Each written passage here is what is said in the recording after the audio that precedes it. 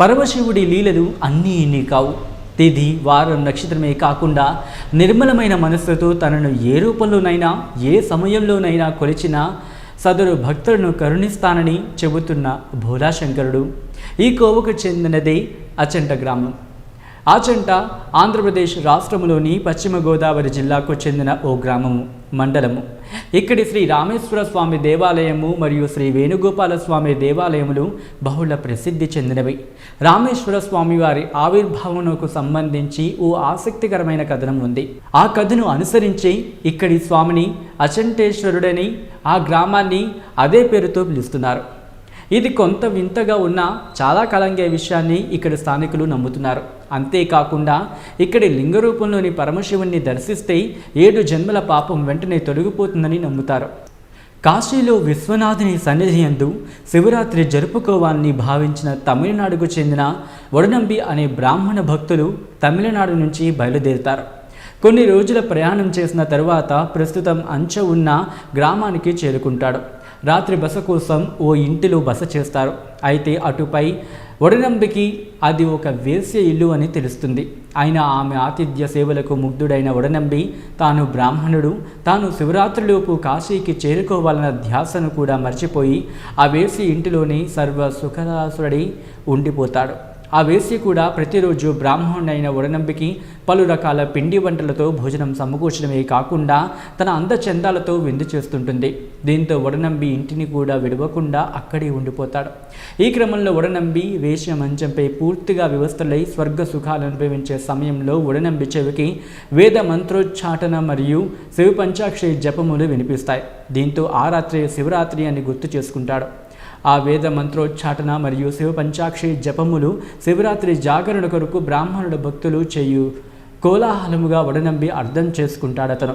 ఈ సమయమున కాశీలో ఉండవలసినదని, అయితే వేశ్య అందచందాలకు ఆమె అందించే స్వర్గ సుఖాలకు బానిస ఇక్కడే ఉన్నానని బాధపడతాడు. ఏమి చేయాలనే విషయంపై మదనపడుతూ ఉంటాడు.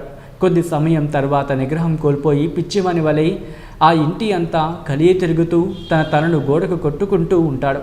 తాను దైవద్రోహం చేశానని బాధపడుతూ బలవాన్ మరణానికి పాల్పడాలని నిశ్చయించుకుంటాడు. ఇంతలో బ్రాహ్మణుడైన వడనంబి దృష్టి మంచంపై ఒంటిపై నూలుపోగు కూడా లేకుండా, అంటే వివస్త్రయే నిద్రిస్తున్న ఆ వేశ్య యొక్క వక్షాగ్ర భాగంపై పడుతుంది. మరుక్షణం వడనంబికి ఈశ్వరుడు లింగరూపుడై ఆ వక్షాగ్ర భాగమున ఉన్నట్లు భావిస్తాడు.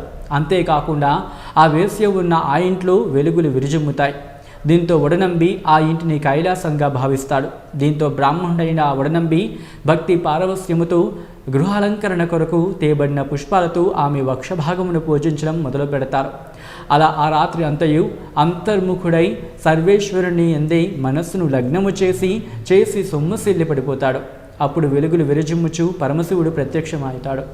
భక్త, నీ నిశ్చలమైన భక్తికి మెచ్చాను, ఏమి కావాలో కోరుకోమని అంటాడు.